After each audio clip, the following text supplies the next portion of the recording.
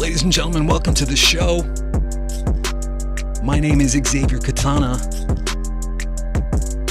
We've got a phenomenal broadcast set up for you guys tonight.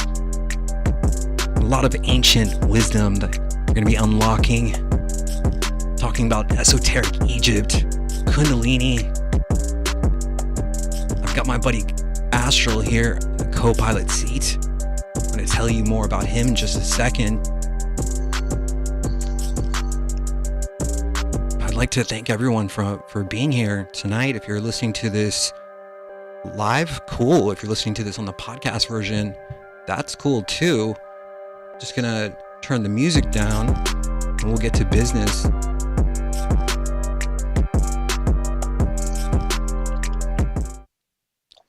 The human experience is 93 million miles from the nearest rough turbulence as we shine like a light through your third eye in the midnight sky. My name is Xavier Katana. I'll be your host for this evening. My co-pilot is a good buddy of mine. His name is Astral. Astral, how's it going, man? Hey, what's up, man? Coming in on the astral plane. I love that. So I'm just going to read your bio here. Astral is a futurist, musician, designer, researcher. His work is in the parapsychology field. It includes, he's been given multiple scientific research grants, scholarships, and he's done numerous conference presentations. He was featured by Vice magazine, Vice. His focus subjects have been on precognition, remote viewing, out-of-body experiences, and primarily on the UFO, UAP phenomena. Astral, I'm so glad to have you here, man. Thank you so much for, just helping me hold space here tonight. Thank you, man. I appreciate you having me. I'm looking forward to the discussion and learning a lot more about these subjects. Playing in the big time. Okay, so our guests for tonight are Chance Gardner and Brad Klausen. Chance Gardner is an award-winning visual artist, 3D animator, composer, and the writer and producer of the cult classic documentary series Magical Egypt. After a 25-year career producing 3D animation, graphics, and promotional campaigns for network television, Gardner retired in the late 90s to focus on producing esoteric programming and documenting the evidence for alternative or, quote, forbidden historical models of mankind. Gardner is currently in production on a Magical Egypt feature film, as well as season 4 of the Magical Egypt series. Chance, such a pleasure. Thank you so much for being here. Good on you, man. Absolutely my pleasure. Okay, Brad Klausen is a professional graphic designer specializing in poster art and illustration. In 1998, he graduated from the University of Denver with a BFA in graphic design. From 2000 to 2008, he worked as an in-house graphic designer for the band Pearl Jam. In the summer of 2008, he left his job with Pearl Jam and he formed his own one-man design company called Artillery Design, where for the past 14 years, he has and continues to make posters for bands like Pearl Jam, Queens of the Stone Age, Foo Fighters, Widespread Panic, Nine Inch Nails, Metallica, and many more. Brad, such a pleasure. Welcome to HXP. Thank you very much for having me. Happy to be here. So, the Magical Egypt series was something that hit me hard enough to bring you guys here onto the show, and it's been a while since we've done a show, but I'd love to just lay the groundwork. Let's lay the foundation. I mean, what inspired you guys to? What was it about Egypt exactly that drew you into Egypt? And either one of you can answer this, Brad or Chance. Chance, you should go first because my interest in Egypt is because of Chance. So, Chance, you should start. When I was younger,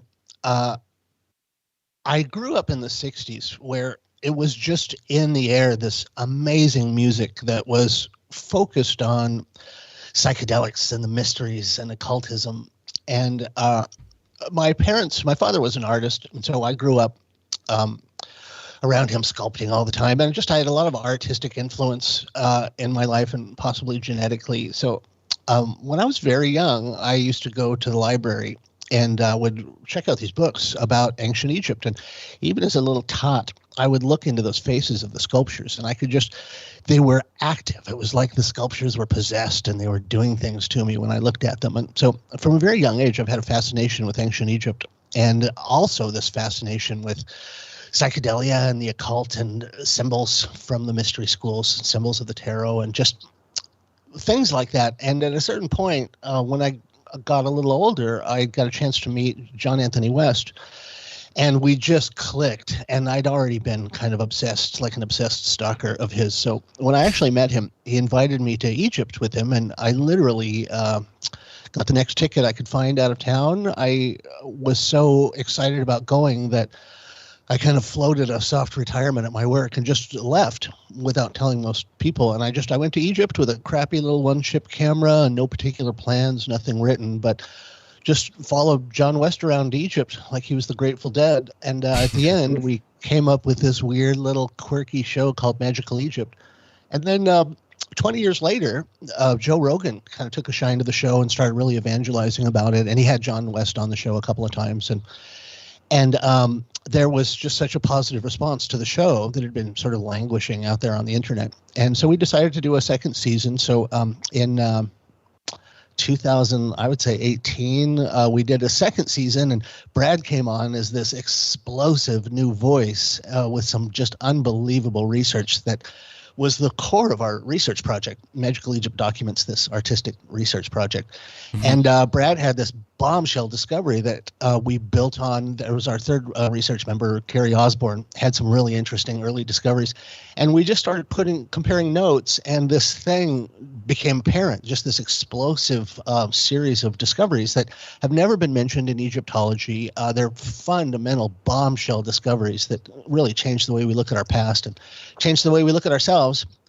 And it is an extremely contentious show, and just about everybody in the world except Egyptologists love the show and are giving us good feedback. The Egyptologists hate it because we've noticed some things in the Egyptian art that have been hiding in plain sight for as long as people have been around, and nobody's noticed it until this series of discoveries Brad made that we kept building on, that we'll see in Magical Egypt, about an ancient technology that is it's a union of art and science that presents this series of, this body of knowledge that ancient Egypt was in possession of. That seems to be a science of consciousness. And because it was the art that presented this stuff, it sort of makes sense that it would take a research project made of artists. It was an unusual research project made of artists. And we ended up making a discovery that the art was speaking in this language that artists understand. And it is a completely different picture of ancient Egypt and of our past and of the intelligence and the degree of science of the people in our distant past. Wow. Yeah. I mean, that's such an amazing, tremendous amount of work that you guys have done, and just on a sort of offshoot trip, following John around, and there's an amazing quote, John Anthony West. He says, "Egypt is like sex. You can read about it, you can even look at pictures, but until you experience it, you understand nothing." And I mean, it's been such a dream for me to go there, and there is a very mystical quality.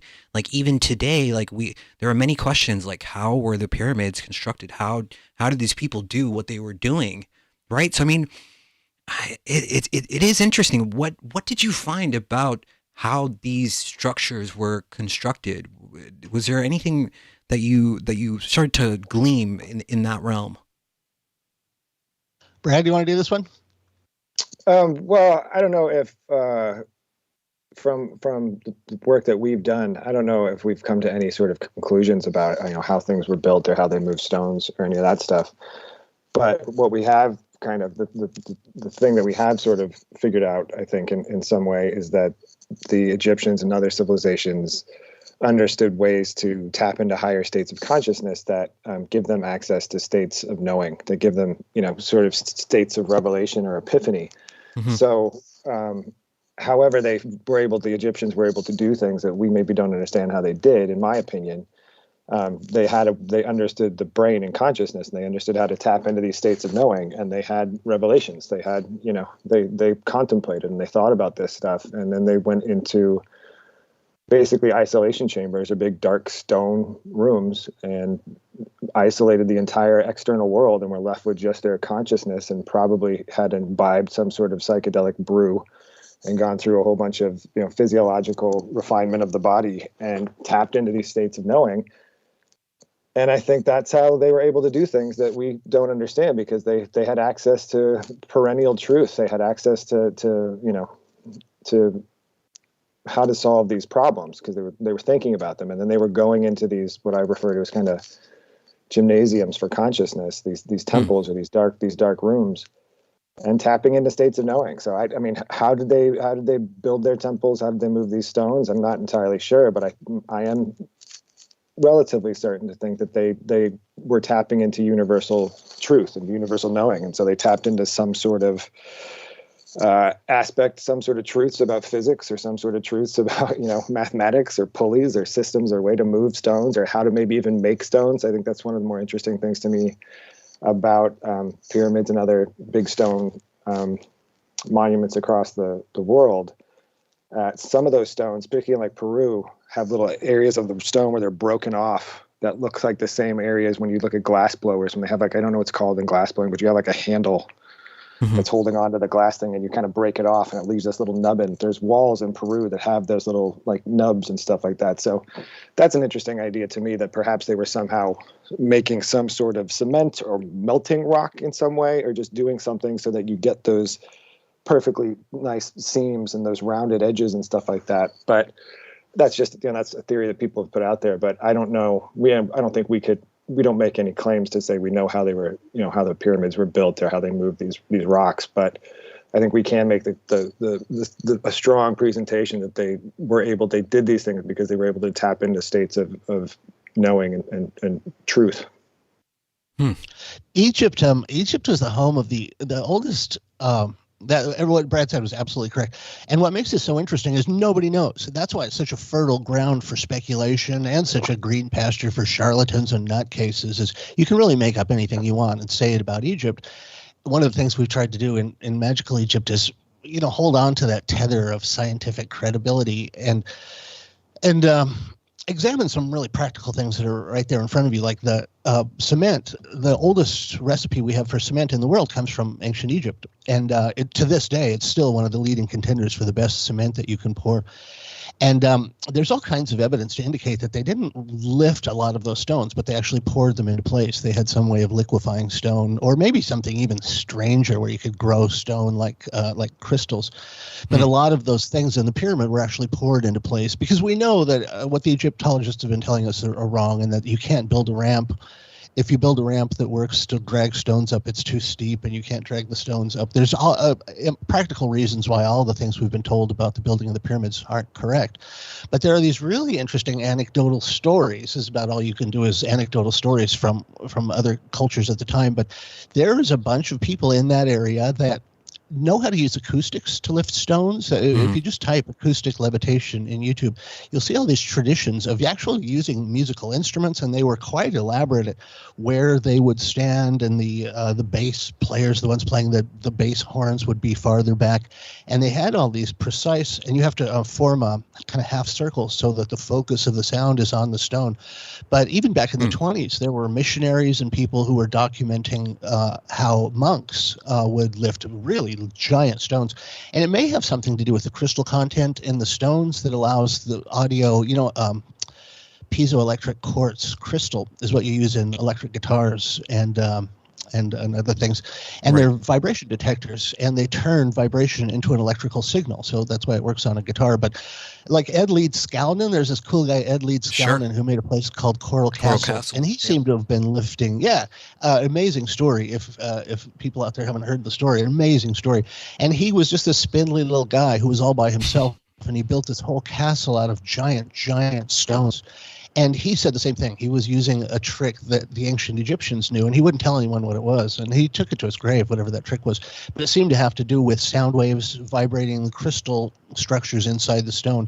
So the sandstone that was natural in Egypt was a perfect candidate for this. And lots and lots of interesting possibilities, but just to button up what Brad said, no one really knows, and it's why it's such a ongoing and enduring riddle. And the farther our science advances, the less we seem to understand about it. Sure. I think not that, like I said, we don't have a whole thing on how the stuff is built in the Magical Egypt series, but like there's something I think about often with that, which is the step pyramids. Like we all look at those, and they're in Mexico, and they have them other places, and it doesn't seem like people get too as like blown away by how the step pyramid was made. Like it's Saqqara, there's King Djoser's pyramid, and that's like that step pyramid. And in my brain, I often think, I don't know why the ramp idea is there. Whenever I look at a step pyramid, I think you have the platforms of the steps. Mm-hmm. Couldn't you just lift blocks up onto each one of the steps and fill in the steps to make the triangle shape of the outer thing? I don't know if if that would be a possibility, but there's a part of me where I feel like the step pyramid has a basis for all the scaffolding to stand on and have shelves and have different steps, and you could could pull these rocks up to each step and bring them up to the next step. But then I don't know how once you fill in the steps, at one point you're going to be, the last one you have to fill, or the last row you have to fill. I don't know how you do it exactly, but there's a part of me whenever I look at step pyramids, I'm like, it seems like all the scaffolding is there to just fill in the steps and make the surfaces of the triangles and stuff. But anyways, like I said, I'm somewhere between cymatics and using the third eye as like some sort of mental concentration, and ley lines seem to have something to do with it, because there was so much math involved in where these structures are built. And so I wanted to ask you, like, there's so many questions that have come to mind as you guys are talking, but there was such a difference in the society of ancient Egypt and our society today, and it feels like today something has been hidden from us. Like there's this sacred understanding of the third eye, for example, or even just the question, like, what happens after you die? I mean, these things don't seem to come up. People are so busy with their 9-to-5 jobs, and they're just so immersed in if you have a 9-to-5 and 2 kids, you're not asking these types of questions. You don't have time to. That's the way the system here is designed now, right? And so we could get into like archons or whatever, but I want to ask, why was the third eye or the pine cone, why was that such a major point for the Egyptians? You want to start, Chance? Yeah. Well, so if you read up on parallel cultures that were coexistent, and some cultures that existed before dynastic Egypt, the Vedic culture is all about the third eye. And by the way, I'd like to introduce this idea of the Holy Trinity, that in just about all of the major religious structures, you have a Holy Trinity of some sort. You have Brahma, Vishnu, Shiva, and you have the Jesus, God, and the Holy Spirit. But there's hundreds and hundreds of them when you look into religions all over the world. And what the conclusion we've come to is that this whole idea is an allegory. Most of the religion and most of spiritual stories are allegories for something that's much more practical. But oh my God, tell me where we're going. I started writing notes and I forgot where I was going. The third eye, the significance of. Oh yeah, right. So the third eye should actually be thought of as a threefold thing. So the three holy deities actually represent the pineal gland, the pituitary, and the thalamus. Sure. And your third eye is actually this threefold structure in the diencephalon. And what's really interesting about that is 2 of those parts, the pineal gland and the pituitary, both have these slight magnetic fields around them. So this has been pretty much wiped out of Western culture, but back in the 1800s, before all this information got withdrawn, there are practices that you can do, and this is the essence of occultism. It is really the essence of the higher stratus of yoga, that through these certain exercises that were the point of the mystery schools, you can amplify the magnetic fields of these 2 parts of your brain. And when you amplify them enough, they start to overlap, interestingly, creating the Vesica Pisces symbol, the 2 circles that overlap. This might be a kind of secret meaning for that symbol. But when you start developing through these Eastern or Vedic techniques, you will start amplifying the magnetic field of these parts of your brain, and this sort of new or higher consciousness starts to come online that Xavier, you and I have talked about this quite a bit. It's a wild card what's going to happen when your third eye opens, and different people, it's like the X-Men, different people have different like superpowers, cities, they're called SIDDHIS in the Vedantic. But these superpowers, and you don't know what it is. Sometimes you can read thoughts, sometimes you can see the future. Different people have different attributes. But it seems like it's an evolutionary stage that we all should be moving into. And it's just, we've talked about it being like a second puberty you can go through, where your higher body or your mental body or your psycho-spiritual body goes through a puberty of its own. It's like a second puberty. And this higher body has organs of perception. So if you can do this, or as a result of a Kundalini experience, sometimes this apparatus comes online, but this threefold structure in your brain, when you bring it to this point where it actually comes online, you will start noticing different properties of consciousness, and you will start being one of those strange mystic people that, can sometimes hear thoughts, or, your dreams will predict the future.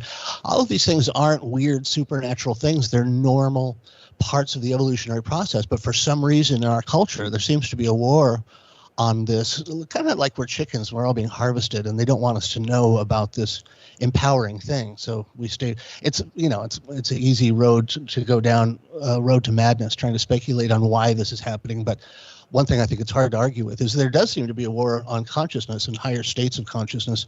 And we live in a culture that prefers to keep us disabled in this particular way. So all the food that you eat, has chemicals in it that'll calcify your pineal gland. And it's a very interesting way of spiritually neutering or castrating us, giving us these additives and stuff that calcify parts of the brain and kill the magnetic fields and whatnot. So it's there and everyone has access to it. But for some reason, the people in charge, whoever that might be, seem to be hesitant in the Western world to even talk about it. So all of these incredible traditions and these birthright, this amazing kind of spiritual occult birthright that we all have, is actively withheld from us. And that's part of the reason why we decided to go public about the Kundalini topic, because it's happening to more and more people, and it's not addressed. There's no context in the Western world. So people think they're going insane, and people are isolated, the people who've had it.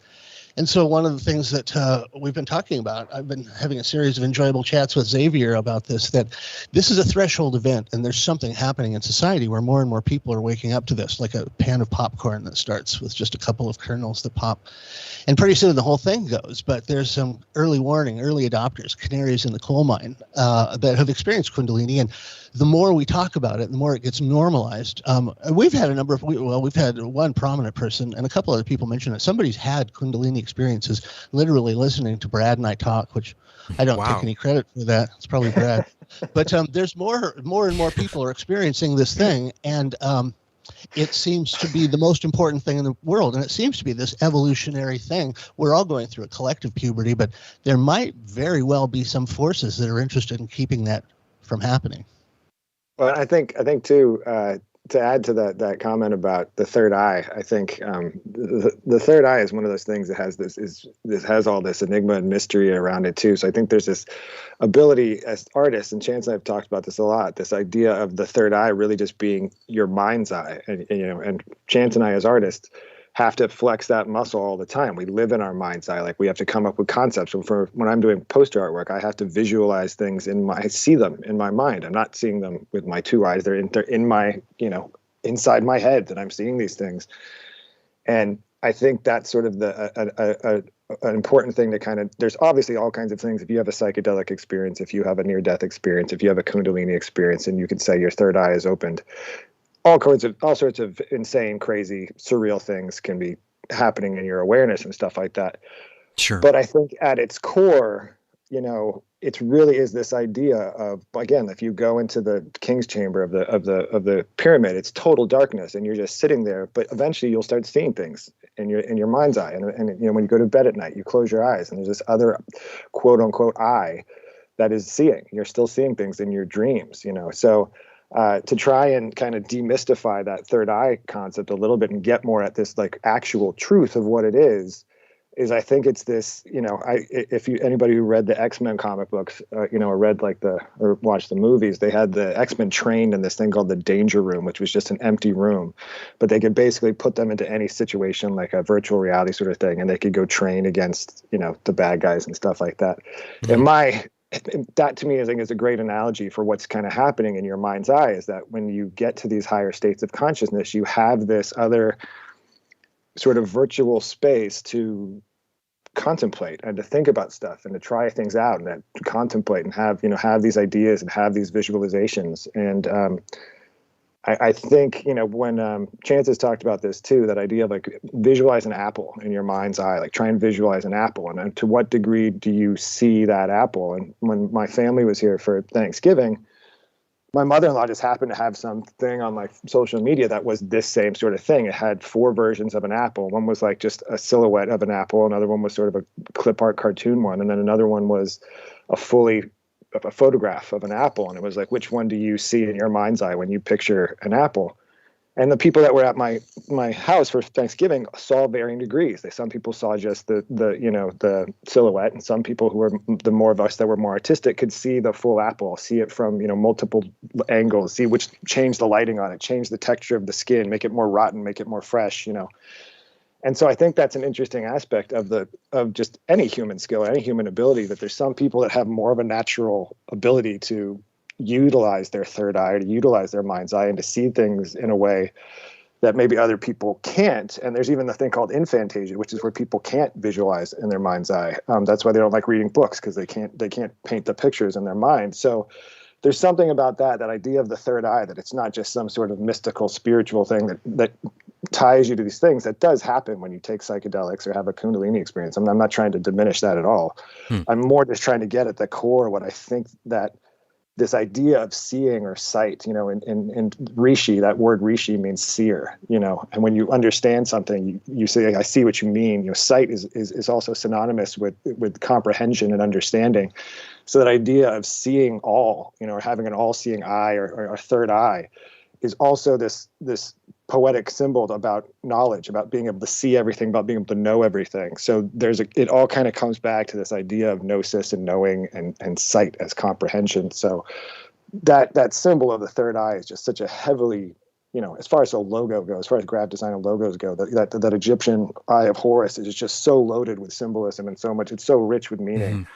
It's a testament to how brilliant the Egyptians were, that in that simple symbol of an eye, they could encode information about the brain, they can go information about states of knowing and all this other stuff. So it's a really fascinating symbol, and has to deal, I think, in my opinion, with this idea of sight as comprehension and this knowing. Sure. Astral, you're awfully quiet back there. What's on your third eye? Well, I think too, when a lot of the talk also is centered around like astral projection, and it makes me think about remote viewing, sensory deprivation, ways to tap into and use creative. And it makes a lot of sense that back in Egypt, they if it were more accepted in society, and they were to use these altered states of consciousness to gather this information, because a lot of what I hear is UAP related. So when people talk about Egypt, it's alien physical help of them coming down and helping. But man, what I found really interesting was that they acquire the knowledge through these altered states of consciousness in their third eye, and then they also explain it and through this art. And so I guess my question would be to like the connection of all of the art in terms of like trying to explain the location of the third eye. Like, could you guys talk about that more, of like in the brain of how the art was described too? There was the fundamental thing that got us started was what Brad was just talking about, the Eye of Horus. There's this amazing, and probably the most iconic image in ancient Egypt is the Eye of Horus. And it literally, if you look at the brain from the side, if you splash your brain down the middle, the diencephalon is the structure that we were just talking about. That's the threefold third eye. That whole diencephalon structure, when you see it from the side, looks exactly like the icon. Because if you look at the Egyptian eye, it's not completely anatomically correct. There's some weird spikes sticking off of it and stuff. So it turns out when you look at that eye, and then you look at the third ventricle in the brain, and the whole structure of the diencephalon, it is exactly this third eye. And so what a beautiful way to take this idea that Brad was just talking about, the symbol of knowing and seeing and perception is the eye, only this is the eye single, the single eye in your head. And it's sort of like one set of eyes, your double eyes look outward, and one set of eyes monitors the inner world. And so because we live in a culture that is constantly keeping you out of your head, you know, when you go have lunch, there's music playing in the restaurants, or everywhere you go, our whole society is structured to keep you externally oriented. And so when you start participating in that strange inner universe in your head, that's the inner eye that takes over. And there's an interesting thing about Egypt and the mystery schools, that if you were an initiate in Egypt, the first thing you had to do was, first of all, take a vow of silence for 5 years, which was a great idea for a lot of people I know. But also, you would stay underground. You would stay underground for 5 years. You'd stay in the dark. And anybody who's read our friend Rick Strassman had an amazing book, the DMT book. He's been on the show. DMT tends to. When Thomas Edison invented the light bulb, our pineal glands have been shrinking ever since the invention of the light bulb and artificial light.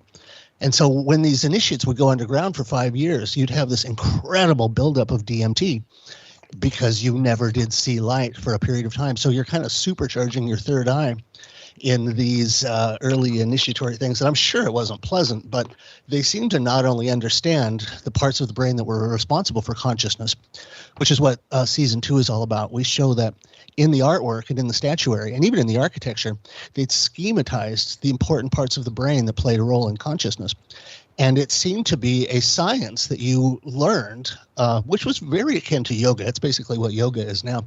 You learn the actual structure of your brain. You learn how to intentionally focus your energy in your body to do these things like amplifying the magnetic field, like we were talking about. And the reason why you need these really exact schematics of your brain is when you're doing these advanced yoga and tantric Kundalini techniques, you're focusing energy on very specific parts of the brain. So if you don't know the layout of your brain, you're never going to be able to do that.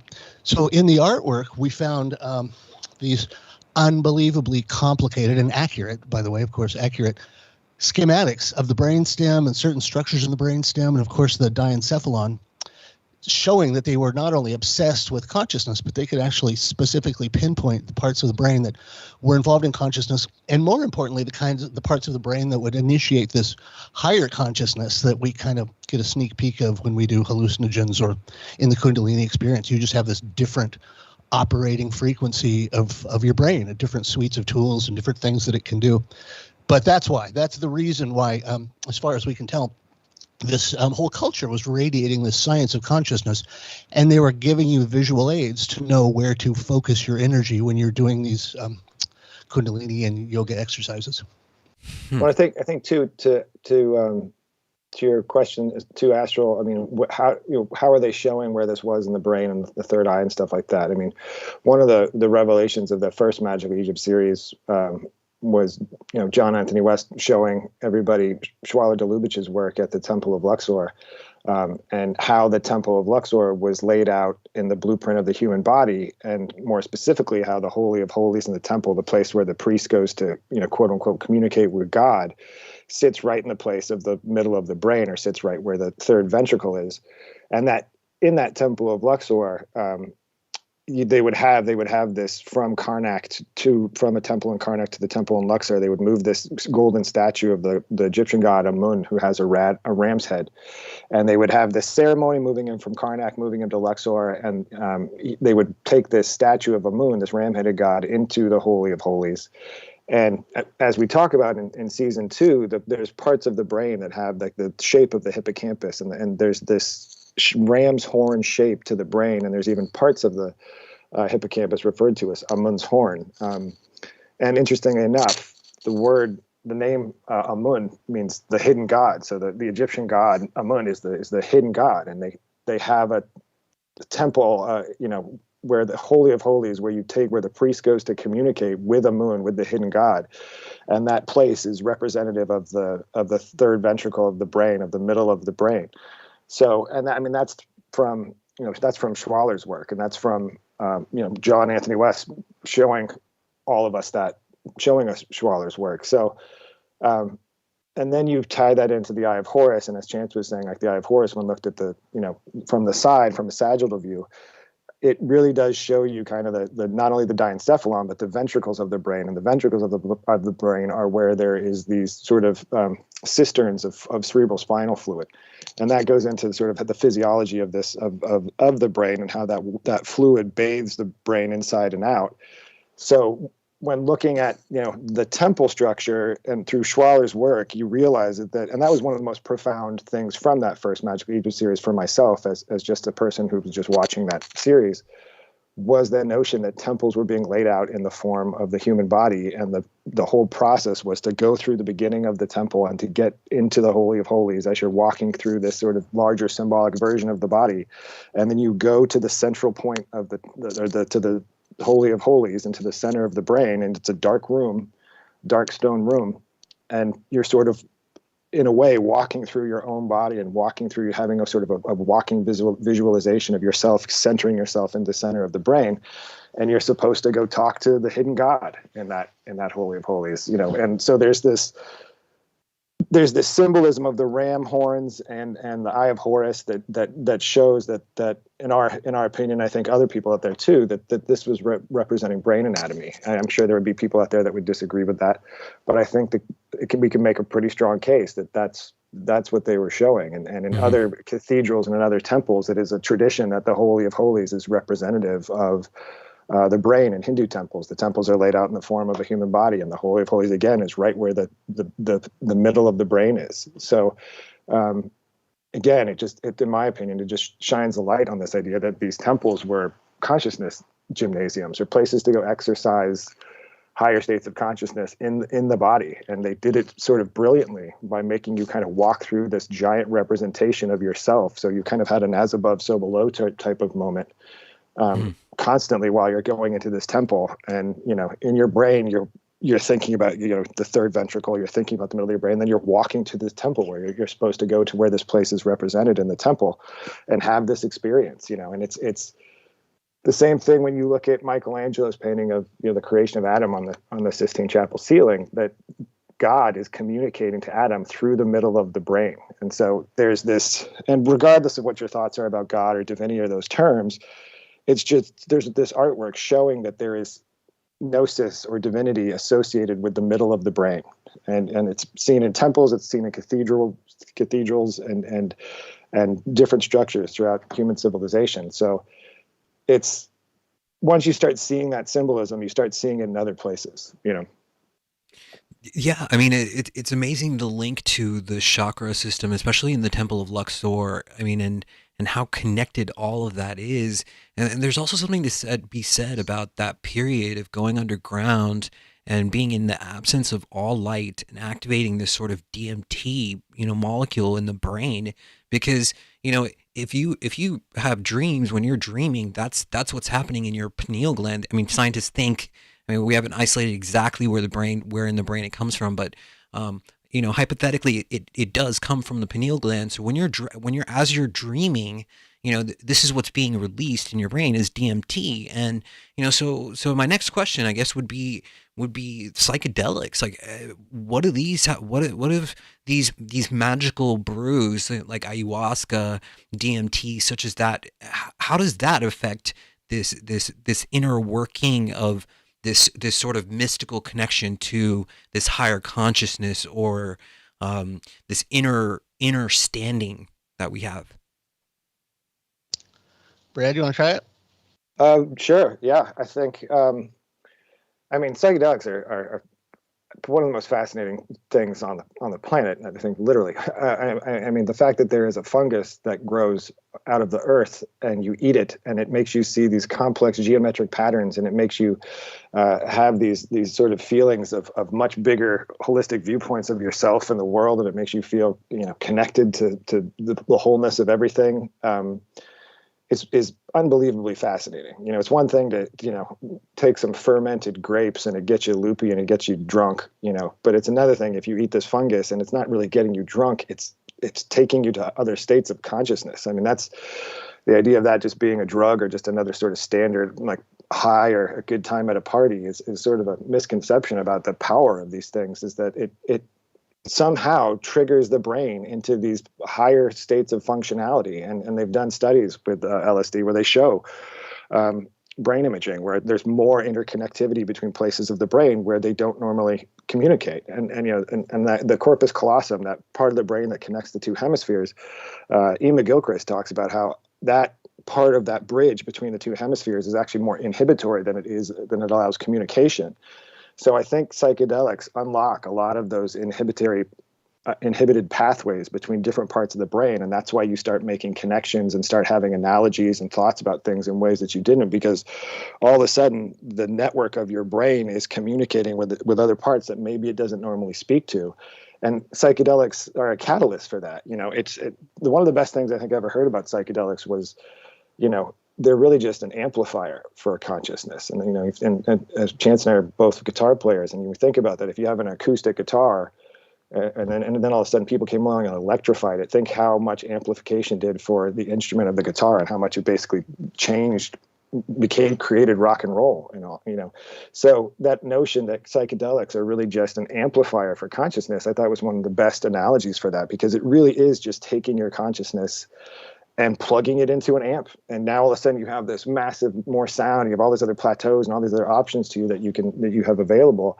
So I think pretty early on, and across shamanic traditions, human beings figured out which of these plants, cause these effects. And I think, couple that with, you take those psychedelics and then you go sit like I said, in the king's chamber of the pyramid, and it's totally black and totally dark. And you've been training yourself to lay still and lay in that place without falling asleep. And your consciousness is now amplified even more than it would have been if you don't take psychedelics and you go sit in a dark room. Your consciousness you're going to start visualizing and seeing things. So, add this crazy amplification to that experience, and you all of a sudden have this sort of higher brain functionality, and you have parts of the brain that are communicating in ways that they weren't. And you have your brain showing you things that you didn't see before. It's truly fascinating, and I'm glad that psychedelics are getting more support in the world today for like dealing with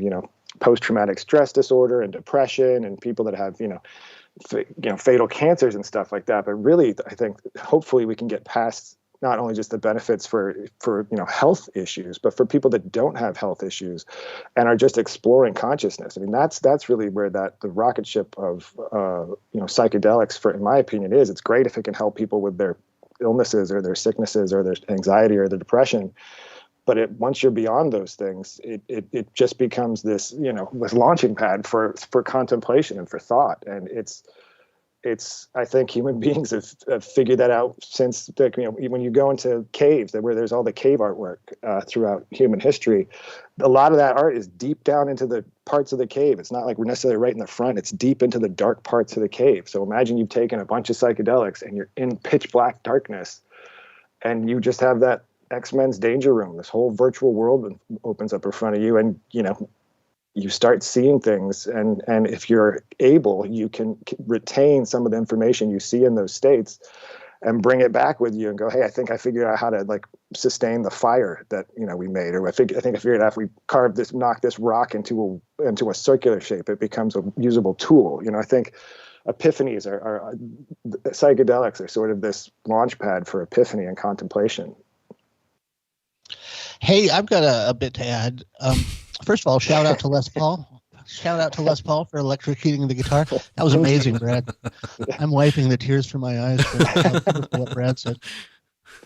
The pineal gland and DMT in particular is a really interesting thing in this discussion, because for people who've read Rick Strassman's book, The DMT, Sure. The Spirit Molecule, he talks about a really interesting thing about the pineal gland and about DMT, that your pineal gland, for the most part, produces DMT your whole life under extreme moments, almost like adrenochrome. Under moments of extreme torture and anguish, your pineal gland will release some DMT. That's why, like, American Indians used to do that thing where they suspend themselves from hooks under their breast muscles. And interesting, because the extreme pain produces a DMT drip, and it creates a visionary. You really have to be dedicated to go down that road. But And I've never done it. I can't say that I've done it, but apparently that works. But anyway, there's a really interesting thing that you see in Egypt. There's this old Sufi lineage, which is actually a really interesting mystery school in itself, the Sufis. But the Sufis have these people called whirling dervishes, and it's a thing that's, I believe, unique to the Arab cultures. Lands. You spin. These guys spin. Everyone's seen a whirling dervish. The reason that they spin is that, oddly enough, a geometric coincidence that might not be a coincidence, the pineal gland is in the exact axial center of your body. So when you spin, you're actually doing centripetal or centrifugal, but whichever one is from the inside out. Mm-hmm. The yang part. When you spin, you're actually using centripetal force to pull DMT out of your pineal gland. Wow. And give yourself a trip that way. So it's interesting that it's exactly in our center, and we're, maybe we should all be spinning more often. But in the moment, so your pineal gland's making DMT your whole life. I'm in the middle of the Asian jungle right now, and it is raining like I've never seen before. So if it's making you have to pee, that's normal. Don't feel bad about it. Anyway, so your pineal gland saves up DMT your whole life. And then when you die, the very last thing that happens to you is your pineal gland releases this flood of DMT, and you undergo this hallucinatory experience. Anybody who's ever done DMT is a weird, strong hallucinogen, but it's there for a specific purpose. And it seems to be, it opens this door that allows you to exit your incarnate meat wagon, your physical body. Mm-hmm. And so it plays a really crucial role in moving whatever that intangible thing that is you out of your body. And when you're born, there's a massive DMT drip from both mother and child that kind of creates this lifelong bond. You're not a male or female in utero until day 49 when your pineal gland differentiates. And the first thing it does is this big release of DMT. And it seems like that might be where the soul moves into the body on day 49 in utero, because on that day you're either a male or female, and you were neither one up until that moment. Wow. And so so the other thing is this, that your brain, the old kind of reductionist materialist model is that your brain produces consciousness, and everything you are and everything you know and everything you remember is all in your brain somewhere. But the other model that is kind of the thinking behind ancient Egypt and the thinking we adopt in the show is that consciousness exists completely outside of the body, and your brain acts more like a radio, and you tune into this frequency and you participate in consciousness, this universal consciousness. And it comes through you and it's individuated in you, but it's more like a subscription service, like a radio. And your pineal gland kind of acts like the channel changer. There's these interesting crystal structures in the pineal gland that work sort of like the electric guitar that we talked about. But that the idea that hallucinogens will change the radio frequency that you're subscribed to. So suddenly you're getting alien voices, you're communing with strange creatures that have nothing to do with you. In fact, in Rick Strassman's book, he was visited at some point by very high up Buddhist monks who told him, you have to stop doing that because you're screwing around with the machinery of incarnation. Some of these people are having visions of 300 lifetimes in the future when everyone is an intelligent bee or a sentient lizard or something. And it's just not natural in the scheme of things to mess around with this DMT, this fine, strange structure in your head that allows you to move out of your body when it's time to die. So hallucinogens, my point is this, that hallucinogens seem to change this channel that your brain is checking into. And that's why sometimes you get these visions or voices, or you're communing with things that are clearly not human. In some cases, vastly intelligent, vastly strange, alien, H.P. Lovecraftian entities. And I don't know what to say about them, except they're out there. And when you start playing with the radio in your head, you can start tuning in some far, far away things. And anyway, so that's the seed of the soul. And the third eye, by the way, Rene Descartes and philosophers all through the ages have been saying the pineal gland or the diencephalon is the seed of the soul. And one of the things that Brad talks about in the show that was so interesting is it really is significant because it's a nexus of systems. The third eye and the diencephalon are the nexus where your circulatory body, in the tarot you have earth, water, air, and fire. And you have one of those bodies that correspond. You have your meat, muscle body. You have your liquid body that is your emotions and your lymph glands and your blood that, when you cry, water comes out, liquid emotion. And then the air is your lower mental state, and your air, your lungs and stuff like that. And then fire is the electrical synaptic body, which is your nervous system. All four of those bodies, and then consciousness, of course, would be the fifth element that binds it all together. But these things all hinge, like the linchpin of all your bodies is your pineal gland. So Rene Descartes and a bunch of other people have always suggested that the I am, your sense of self or your sense of who you are, is in the third eye. Interesting that the word I, E-Y-E, and the word I, like myself, the letter I, it might be the third eye actually means the third me, which seems to be the case. So you have three distinct voices in your head. One of them comes from each hemisphere, and the other one, this third voice, no one's exactly sure where it comes from, but that might be the third eye. So anyway, the seat of the soul, where does the soul reside? It seems to be not just the diencephalon, but the interaction of the diencephalon and the blood and the lymph. Brad goes into quite a bit of detail about the neuroendocrinal system and the whole science of neuroendocrinology, which is just specifically studying how these bodies interact and how it's not just one thing that causes consciousness, but it's the interaction of the blood, the ventricles, and the electrical system and the body. So once again, these fantastically descriptive schematics in the artwork show you all these things. And that idea of the crossover where all the bodies meet, the nexus point, is echoed all over Egypt. When you see statues, they frequently have their arms crossed, their crook and flail crossed. And the idea of the crossing signifies this part of the brain where this is where biology becomes thought, or where body becomes mind, the crossover from the material to the intellectual, or from the material to the non-material. This crossover is extremely significant for them, and it seems to take place at this place at the pineal or the diencephalon. I think to add to that, one of the other important people involved with Magical Egypt for the second series was Gary Osborne, and Gary Osborne's work goes into a lot of that aspect of this kind of holy trinity of the pituitary, the thalamus, and the pineal, and just that sort of bigger complex of endocrine glands and neurological neurophysiology of those glands. And so he his work was a huge help for myself, and so there's I can't remember which episodes that are in season 2 and stuff like that goes more into Gary's work, but Gary touches on this stuff a lot too. Yeah. I mean, it's such anyone who knows me knows that ayahuasca is a huge part of my life. And I think if there's anything that's going to save humanity, it's going to be plant medicine. And plants are infinitely smarter than we are. And I'm not so sure about humans. I'm not sure where we're headed right now. But it leads me to think about so much. And a huge part of Magical Egypt is Kundalini. And I mean, and the other thing, there are two things in my life that have changed the trajectory of my life forever. The first is Kundalini, and the second is ayahuasca. Those two things.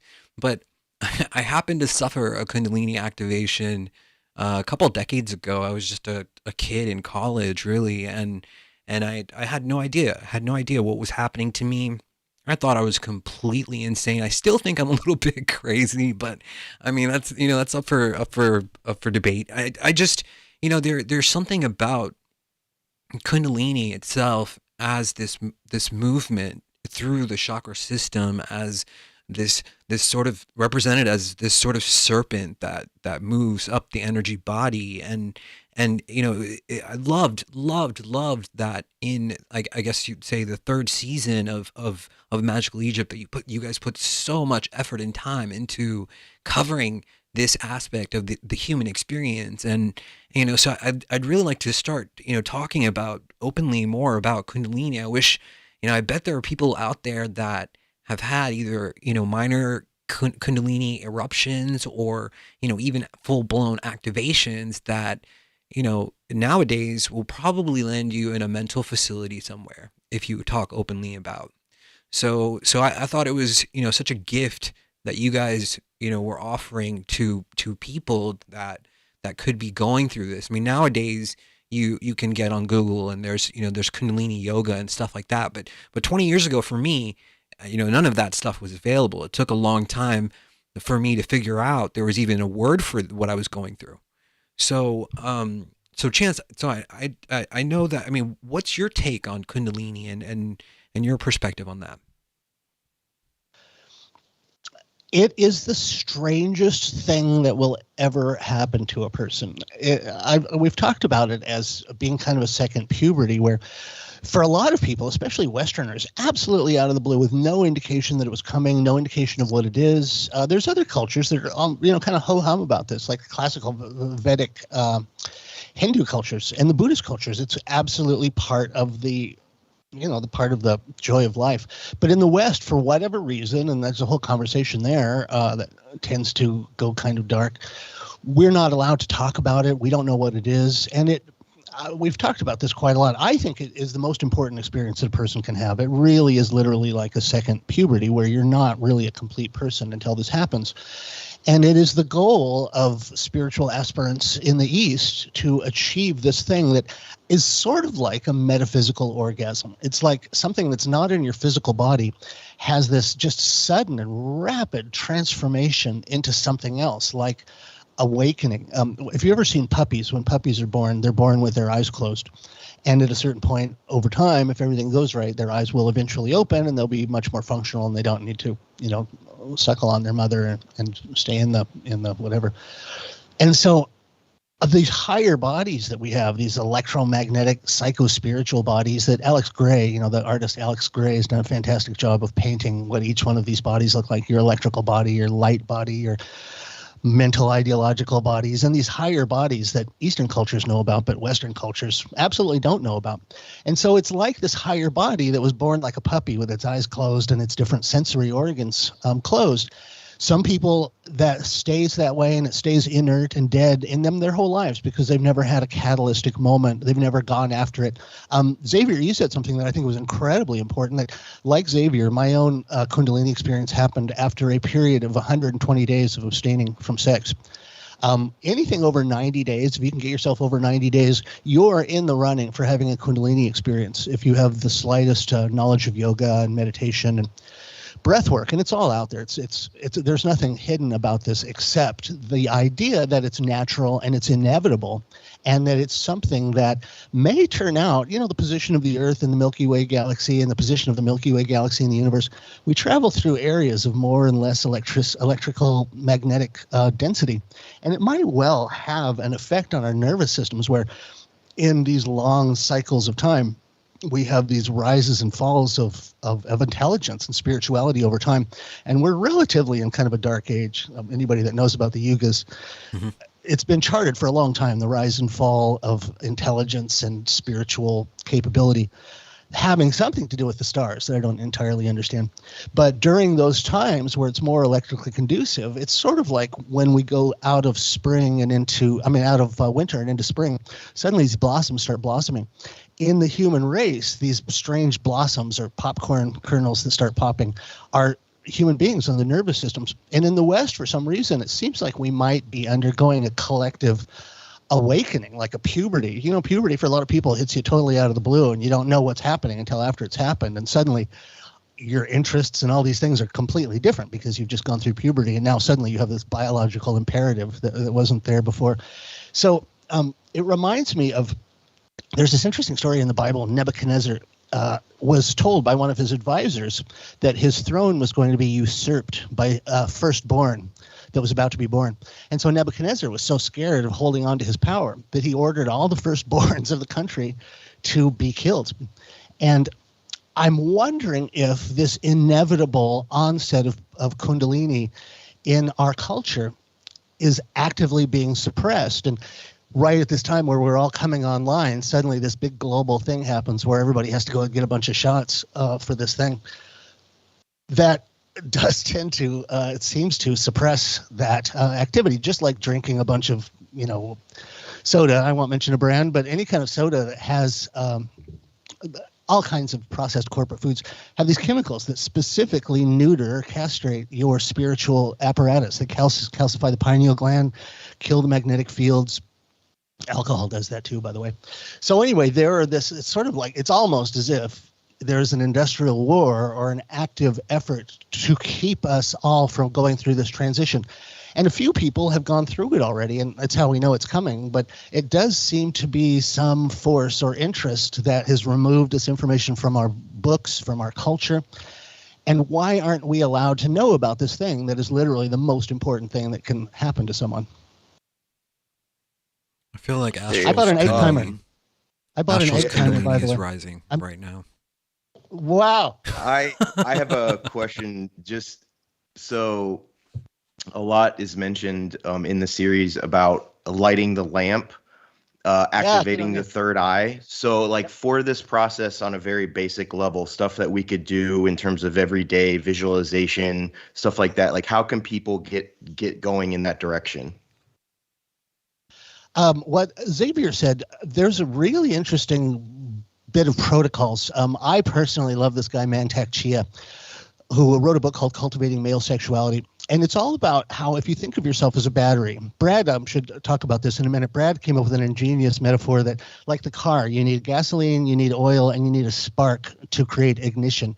So the big part of starting a car is your battery has to be charged. And so the first step in approaching a Kundalini thing, charge your battery by withholding your sexual energy. And if you can do it for a month, especially if you can do it for 3 months, you suddenly have this full battery that's waiting for a spark. And if you can get this thing to ignite, then that is the Kundalini process.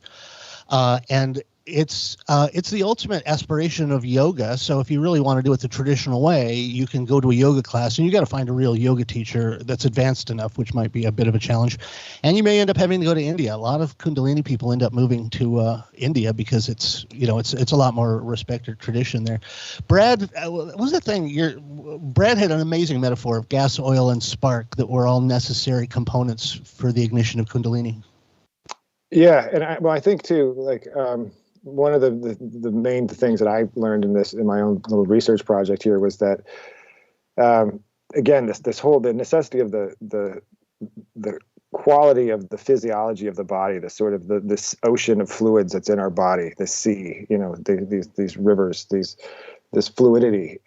If you can purify and refine that fluid, you are going to have a richer fuel that bathes the brain inside and out, and it also waters the garden. There's that story in the Bible about a river that goes out of the Garden of Eden and becomes 4 heads. If you look at I think it's the gray matter going down the spinal cord, it has these it has 4 heads. There's 2 dorsal heads, and there's 2 other. They look kind of like a 4-leaf clover, but in my opinion, that's what that passage in the Bible is talking about. This river that goes out and waters the body. That's the brainstem that goes out of your, out of the bottom of your brain and goes in through this nervous system and your whole body, and it waters this whole thing. So there's this idea that if you can refine the physiology of the body, you will get this better fuel. And what these Taoists in China were doing, which Joseph Needham, who was a famous British scientist who wrote this whole book one of his books on this subject about what these Taoists in China were doing, is that they were constantly kind of refining the fluid of the body over and over and cycling it through the body. And some of that has to deal with sexual fluids and that sort of thing. But on a much sort of more basic scale, there's this whole story of virtue versus vice and the stories of the 7 deadly sins, that when you give in to want and desire, hormones are released from your endocrine glands and they go into the bloodstream, and that kind of taints the bloodstream. It taints the fuel of your body. So there's all these works of art of Hercules at the crossroads between virtue and vice, and these different artists who have depicted it. But these stories are also found in different mythological and religious tales, and people oftentimes associate them with morality, that you should be a good person, you shouldn't give in to the 7 deadly sins, you shouldn't give in to lust and greed and sloth and envy and pride, because you want to be a good moral person, and that's going to get you to heaven, right? But if you don't focus that on morality, and you understand that when you give into desire, when you give into your wants, when you give into greed, and when you give into sexual lust, when you give into all these things, it alters the physiology of your body. And so part of the practice was not so much the retention of sexual fluids, but it was being in control of the kingdom of yourself, being in control. That's sort of why the Egyptians had this every pharaoh had to unify Upper and Lower Egypt. They had to be the king of the kingdom. And that's not so much about a literal kingdom or a little geography. It's about the individual, that if you are in control of the kingdom of your body and you don't allow your emotions to control you, don't allow yourself to go into anger, you don't allow yourself to go into extreme states of, the opposite end of extreme ecstatic and happiness, and you are balanced, that is going to change the physiological makeup of your body. And it's not just about morals and being a good person and going to heaven and not being a little devil and being a devious little person who gives into all your wants and desires. Obviously, you'll be a better person if you follow those for the morality aspect. But there is this whole notion that you have to kind of be in control of those emotions and those states, because they release hormones from the endocrine glands. It releases when you get, like I said, think about like a crime of passion. You can kill somebody in the heat of passion, or when you're lusting for somebody, your heart's pumping with blood. These things are happening when you're in states of fear. Adrenaline is being released, and all these things are being released into the bloodstream.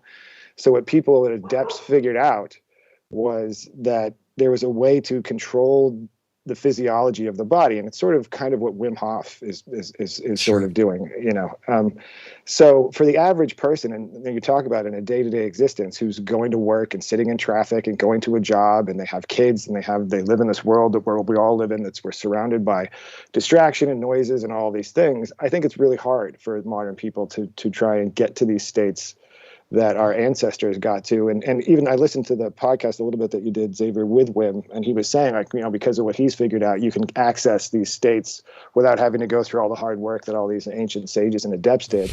And I would challenge him a little bit on that, because we don't know what the states were that they got to, and that if he's achieving the same level as they did.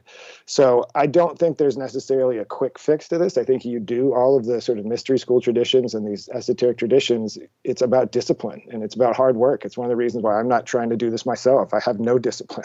I like being a hedonist. I like giving into all my wants and my desires. So for the people who really truly would want to pursue this, that's why there's monks that they remove themselves from society and they go to a monastery in the mountains, and they make sure that they're not surrounded by any of these temptations, and they spend like 12 hours meditating, and they do the work, So for the average person, you could probably sit quietly in your home and have progress and do some sort of yoga, some sort of meditation and visualizations, and it will of course benefit you. Everybody who would go to if you went to the gym every day and just exercised to some degree, it's going to benefit you, but you're not training the way that, say, Olympic athletes are training, So it's not to say that people shouldn't do the work, because anything you do is going to benefit you and it's going to help you. But again, I think the priestcraft of these ancient civilizations and stuff like that were like the Olympic athletes of consciousness, and they devoted their entire existence to this, and they were wholly disciplined on it, and they didn't have all the distractions of the modern world. They had distractions from their own time, the same way that human beings, because we're still all human beings. But I think it's one of the things about this, that it's something that's available to people. But just like any skill set out there, is that there's going to be a level of people that are not only naturally inclined and have natural abilities, but have the ambition and the discipline to really seek this stuff out, But for the average person, you can do all kinds of things that will benefit you and make and get you further along the way, But it's like I said, it's one of those things where I think a lot of people want to achieve spiritual enlightenment immediately. They want to get there quickly, and they want to have it happen, and they want to say, "Me too. I reached the mountaintop. I saw the light, and I saw these things," and they're super quick to want to find like the way to get there. But I think the true adepts and the true sages got there through the long, narrow path. It's real difficult to stay on, and you're going to fall off it. So it's a disciplined school for the people who really want to truly seek the peak of the mountaintop. It might also have to do with the work you did in a previous life, that it might be you have to work on this for 4 or 5 successive incarnations before something happens that you kind of prime the pump. By the way, in the 1800s, like right now, it's really hard to find actual explicit books about the diencephalon and how to open the third eye. But in the 1800s, it was an absolute renaissance of this information. And one of the things that happened when the collapse in the 30s and all the old school books were withdrawn and they were replaced by these new kind of quote unquote sanctioned school books, a lot of esotericism and occultism absolutely weeded out of society in this moment when all the school books changed over. People don't know this story. In the Depression, schools were all failing. And so one of the moneyed people, Rockefeller, Rothschild, I think it was Rockefeller, went to all the schools and said, if you teach out of our books, then we'll bail you out and we'll help you through the Depression. And if you want to stick with your occulty, homemade, folksy stuff, good luck to you. We're not going to give you any money. But anyway, in a very short period of time, school books all changed out to these new school books that had a modified history and absolute expulsion, erasing of all of these occult traditions. But if you're interested, look at some of those, because on the internet now you can get digital copies of these books from the 1800s. I have a couple of things that it seemed forbidden. It feels like it's wrong to even own these books because they're so explicit. And for some reason, Brad and I often joke about the fact that every time this knowledge gets out into the public arena, civilization has to be destroyed and started over again, like running a program over and over again. We have to start again without this knowledge. And it does seem like it was actively withdrawn from our society, but now you can get some of those old books from the 1800s. Brad has given me a great reading list of things he's discovered where they're quite explicit about these things, and it's an interesting story that they've all been withdrawn, and they just weren't very good at completely withdrawing it. I feel like you can only talk about these things when there's no gatekeepers around, and because of all the other really active misinformation and social reshaping that's happening right now, all the gatekeepers that used to protect this stuff and would shoot people like me and Brad down, and our mentors, John West and Schwaller de Lubeck's, there was this vigilant, active resistance to this knowledge being disseminated in public. But all of a sudden, there's this new big lie that everyone's involved in, and there's so many different kinds of propaganda being spread right now that the gatekeepers seem to be distracted, and we were able to sneak the football through the goals during this moment where all the gatekeepers were distracted. And so we're trying to bring these traditions back. But for people who really want to feast on this stuff, go back and look at occult and esoteric books and teachings from the 1800s. Manly P. Hall and the PRS, the Philosophical Research Institute, is a fantastic source for some of these old forbidden books, and they're quite explicit. So if you're really interested, take a trip through the Manly P. Hall library, and you'll find quite a lot of very explicit instruction. You know that point when you're watching like a horror movie, and there's this moment like where this guy comes in and he kind of warns the people that are moving forward, and they're like, he gives them this big fat warning, that moment. This is that moment. So if you've listened so far and you think Kundalini is some sort of a magic pill, it is not. And I would highly, highly recommend that you do not pursue this path unless you're ready to do that. Like, you're ready to accept the weight of what Kundalini brings. And it's hard to say exactly what that will be for you in your path, and it's different for everyone. But it's not a game, it's not a toy, and it's a one-way turnstile. It's a one-way turnstile, and once you walk through it, you can't walk back. That's it. And I mean, it's just a huge cautionary note. I really think, I feel like it would be better off, at least in my experience, like if I was like a 50-year-old man, I had everything settled in my life before everything was just open, the psychic doors of perception were open for me and blasted open. I was like, like a rocket ship. And I was not ready. I was not ready for it. And I've learned to live with it now, and I can feel my Kundalini right now, and there is a very romantic sort of notion about connecting with that part of yourself, but there is no easy path to enlightenment, as the Buddhists say. Like, before enlightenment, chop wood, carry water. After enlightenment, chop wood, carry water. So, yeah, I'm grateful for both you and Brad and your work, and especially on Kundalini, and there's so much to be said. And there was something that I noticed that you guys covered in the third season, which was that this is not just reflected in Egypt. Like, there seems to be this regard to this sacred knowledge throughout many cultures all over the planet. They're covering this in their own little way.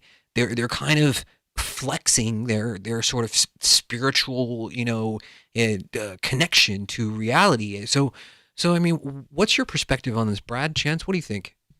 Well, Chance and I have talked about this before, and I think, some of the people who are Magical Egypt fans were maybe not necessarily turned off, but a little confused when some of the episodes left Egypt. And, started going to Thailand and Angkor Wat and places like that. And I think the more that you look at, I know for myself, Egypt was sort of a jumping off point. And, you look at that and then you start seeing these things everywhere. And then it starts becoming not just so much about Egypt, you start becoming about human beings. And it just starts becoming about this recurring theme that you see in all human civilizations throughout time. And so Egypt is certainly fascinating and has this hold and this mystery and all this stuff to it. And it's a great place to start. But once you're there, you start seeing the things that you saw in Egypt, you start seeing them elsewhere. And you're like, all right, this isn't just about Egypt anymore. This is about human beings. It's about, that the missing link is us. It's that this is a unifying aspect of humanity. And that's been my interest in this the whole time, is trying to show what human beings have known as a species about consciousness and higher states of consciousness throughout time, regardless of what civilization, what time, whatever was happening. Just trying to take a larger scope, a holistic look at what have human beings shown, what have they known about consciousness, and how have they shown it in their artwork and in their architecture and their mythology and their religious scriptures and stuff like that. So it becomes so much bigger than just Egypt. There was a part of the show. Yeah, interesting. Yeah, what Brad said was absolutely true. People were wondering why is Magical Egypt now looking at cultures other than Egypt? And one of the things that is a big part of any research into ancient Egypt, I'm surprised more people haven't cottoned on to this, that Egypt happened so long ago, and there's so much about it that we literally have no idea. I mean, we barely read the writing. And if anybody who's ever read the Wallace Budge translation of Egyptian hieroglyphs, it's nonsense, 90% absolute gibberish and nonsense. And it's not that the Egyptians were idiots and they talked in gibberish. It's just we don't understand how to read what they were saying. And so a lot of that would have forever been a mystery, because it's like reading a book with lots of pages torn out. But then you find out that if you go to the Vedic cultures, the ancient, Hindu culture stretches back as far as Egypt. And Hinduism at some point kind of transitioned into Buddhism. So at the Temple of Angkor Wat, it's been there for so long that it started out as a Buddhist temple, and you can gradually see the changeover to the Buddhist deities rather than the. But what's interesting about both of them is that they aren't really a religion like we think about. It's a science, or, if you understand that word, the Tao, it's a system of rules that will help you get through life, or sort of working in conjunction with the order of the universe. And what's really interesting is that there's so much we can't know about Egypt, but once you understand that they're all talking about the same thing. Another interesting point about why don't we get to know about this? It seems like all the old cultures worship this exact thing, and they all use the same cluster of symbols. They all use a risen snake, the symbol of the third eye, and usually triangles, to denote a holy trinity. And so you can go to India, you can go to Buddhism, you can go to all these different cultures, and you see the exact same Kundalini stories being told. And the art direction's a little different, but because they all use these visual symbols, it's translingual. So you don't need to speak ancient, Indian, or you don't need to speak, the early Asian languages. The thing itself, the hieroglyphs and the symbols, were created to speak to you translingually. From the right brain to the right brain of the recipient. Your right brain works in images and associations and doesn't even do language. So if you really wanted to speak to the right brain of someone, or speak across time in a way that was bigger than language, you would use these symbols. And so what we realized is that there's all these missing things in Egypt that you can just go to ancient Hindu Vedic lore, or there's this amazing temple, Angkor Wat, which is this just literally a visual expression of the principles of Hinduism. And it is full of all this symbolism, in particular the Nagas. The Nagas are these magical snakes, just like the risen cobra. The Nagas represent the flow of vitality through these, like through your veins, but also the flow of vitality through the earth as telluric energy. They're associated with fertility. They're associated with water. And everything that you say about the Nagas is what they say about the Ida and Pingala, these two snakes that are the channels that your Kundalini rises from. And, of course, the Sushumna in the middle. So when you go to Angkor Wat, it's a giant sculpture that's like a 3D book that teaches you about the Kundalini process. Also interesting at Angkor Wat is this story of Devas and Asuras. And it's basically this war between angels and demons. And it is and it's an allegory that'll make your hair stand up, because what the story was is that the Asuras, the demons, used magic to make the devas, to make the angels forget who they were. They gave them amnesia, and they lost their identity, and they forgot that they were divine beings, and they thought they were powerless to resist the horrible whims of the demons. And eventually the story writes itself because Vishnu comes down and removes the spell so they remember who they were and they can resume their timeless battle against evil. I've never heard a more touching, it almost makes me want to cry talking about it. We are the angels, we are the devas, and we've been tricked, magically a spell cast on us, so we don't remember our divinity. And that's why I think maybe we live in a culture that's keeping us from remembering. We are not chumps. We're not slaves. We're angels, but we're under the control of these devils, these demons. And they are preventing us from remembering who we are so that we don't remember to tap into this power that we have that could destroy the enemy. Interesting legends about Kundalini being a weapon in some cultures, that it was this fearsome psychic weapon.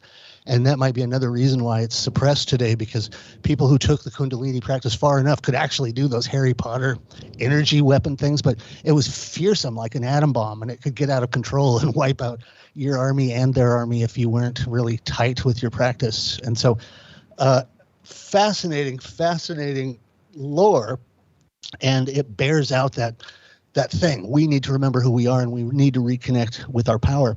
So anyway, if you look at the Buddhist culture, if you look at the structure of stupas in the Eastern architecture, they use these same principles, and the Mayans, by the way, and the Chinese ancient cultures. They all have the same obsession with building temples with astrological alignments. The temples themselves are the books, and the story that these books communicate is the story of Kundalini. Even the Aztecs and Mayans have all these stories these statues that show a person with their head tied together, like union. Yoga, by the way, means union. The union of your left and right hemispheres to activate your third eye. That and the Kundalini symbolism is present with slight changes in art direction in literally every ancient culture. So once again, it makes you wonder who the demons are that are keeping us from remembering this thing about ourselves. I think too, to go to this idea that story that James was talking about at Angkor Wat, the churning of the ocean of milk story, is the Sirius and the Devas are in a tug of war on either side, and you see this symbolism all the time. And again, this is virtue versus vice on the very basic level. It's the angel on one of your shoulder, the devil on your other shoulder, and you see this symbolism time and time again. And you see it in Egypt in the statue that Chance has shown often in Magical Egypt. And it's we've talked about it before. It's such a perfect example of this, where Horus is on one side of the pharaoh and Set is on the other, and they both have their hand on one side of his head. And this idea of the balance of these two sides, this balance of virtue and vice. And the other recurring themes that you also see across cultures and civilizations is if you go to the esoteric sects of any civilization, if it's like Mahayana Buddhists, or if it's the Dzogchen in Tibet, or the Gnostics, or you have the Brethren of Purity in Islam, or you have the Zhuangzi, I don't know if I'm saying that right, but it's in China, it was the school of dark learning. They're all seeking the same thing. They're all seeking wisdom. They're all seeking, Veda means to know, Rishi means seer, Gnostic, gnosis, this idea of knowledge. So you constantly see that at these small groups that were disciplined and seeking out, these philosopher sages were seeking out wisdom. They were seeking truth. And sometimes they would talk about being connected to that truth as being connected to God, and God was sort of this ultimate truth. But again, that would just be sort of a way to describe the ineffable thing that happens when you're face to face with knowing or gnosis or that sort of thing. So, and when you look at all of these different sects of esoteric study, they all have sort of the same themes again. They have these stories of rebirth, of some sort of ritual, which involves a purification ritual. It involves going into some sort of deprivation, some sort of psychedelic brew, and then they are reborn, and they come out of that experience. Like you guys were talking about Kundalini being a one-way turnstile. It's that idea of the Egyptian pyramids. They're not a tomb, but they are in a figurative sense. They're a tomb for your previous self when you go through that turnstile. And then when you come through the other side, you are born again with the rising sun after this experience that you had.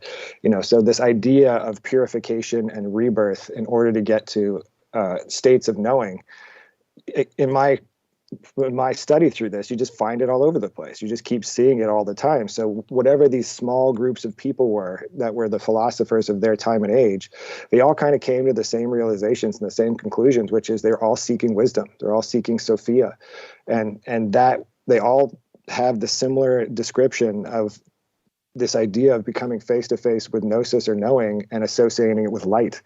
Talk about lighting the lamp. There's something that happens in the mind that has to do with some sort of process of light, some sort of bioelectricity, something that is going on that is associated with and symbolic of knowing, and that this, Moses' face shines like the sun and Buddha is the light of the world. There's all this association with light and enlightenment, the light in the mind, so there is some sort of scientific physiological thing going on in the brain. And if you look through the recurring thread throughout human civilizations, is that all these different groups got to the same place. They were all seeking Ma'at, the Egyptian goddess of truth. They were all seeking Sophia. They were seeking wisdom and truth. And it seems like they figured out how to do that.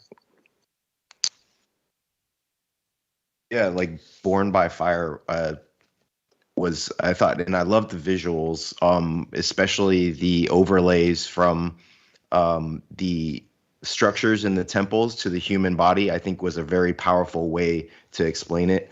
And Chance, you also mentioned reincarnation. Do you think that the Egyptians had more of a knowledge of the process that would go into reincarnation, the afterlife, and like the point of reincarnation? Did they see it as like being stuck in it, or a way that there was able to be progressing through reincarnation to go through the next step? There's a really interesting thing about ancient Egypt, that ancient Egypt is one of the few cultures that actually didn't believe in reincarnation. They were all about living this life correctly. If you did, you had one lifetime to build this sort of spaceship inside of you, a Merkaba, they talked about it as a solar boat, that after you die, your consciousness moves into this vehicle that travels with the stars and lives forever and could possibly rule in the next life. But and then if you didn't make it, you were literally destroyed. Like your soul was given to an animal that eats your soul, the crocodile. So a very strange and brutal set of beliefs. And it's the one way where Egypt kind of differs from the Vedic cultures and the Buddhist cultures, where reincarnation. I have to say I'm on the side of Plato with this, that our show is an example of something Plato called anamnesis, where in his thinking, if you've lived through this succession of lives, and it may be hundreds of thousands of lives, there's some part of you that remembers everything that happened to you, but it's sort of partitioned away from your conscious mind. So every once in a while, under extreme conditions like Kundalini or drugs, you can tap into this knowledge that you've learned from hundreds of thousands of lifetimes.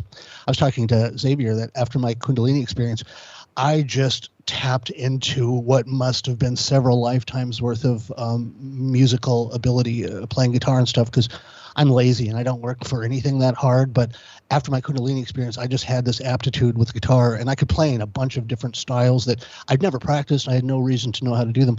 So it does seem to be that under unusual circumstances, you can connect with the things you've learned in previous lives. So Plato's idea of anamnesis is that you have this unbelievable wisdom of all the lessons you've learned and all the data you've learned over your hundreds of thousands of lives. And that certain people can either tap into it, or even if you don't consciously acknowledge it, when you hear somebody talking about something, kind of Xavier and I got together this way, Brad and I got together this way, you hear the vibration, or you hear certain words or images. Possibly the reason why people are so interested in Egypt is that we all remember seeing this iconography. Like, it's one of the few things that's been around thousands of years. So maybe 200 of your previous lives, you've been looking at these symbols and looking at these structures, and there's certain things that were so important to you last time, or that will be so important to you next time, that for reasons that you can't put into words, some part of your brain goes, oh yeah, pay attention to this. You're going to need to know this. This is important. And that's the voice of your anamnesis that's normally kept from you, but during critical moments of your life, it'll tap you on the shoulder and go, hey, pay attention to what he's saying, because that's the next part of your life is going to involve this information. So we see it with beautiful art, but we especially see it with old mystery iconography, old symbols from the occult, the tarot, and ancient Egypt is this giant talisman of occult knowledge and occult practice, frankly. And so a lot of people have this unreasonably weird and intense attraction to it. And it very well might be that That is that phenomena that you get these little leaks that you suddenly remember things or objects or events or symbols or people from previous incarnations. I'm loving this, guys. I mean, I think everyone listening right now is absolutely just it's oozing how much they love this. So this is great. We've got about 30 minutes left, so I just want to bring it back down to earth a little bit, and just remind you guys, let's start to wrap this together, wrap this into a nice little bow for the people. Actually, let me take this a little bit backwards. Let's go back. And talk about one of the pre-dynastic structures. It's a little bit difficult to explain just via audio, but the Nabta Playa. I mean, this that you guys covered was so fascinating to me that this, the like what 30,000, 40,000 years old, and it's able to, it's like this rock calendar, but it's also like astronomically accurate, and you can even measure.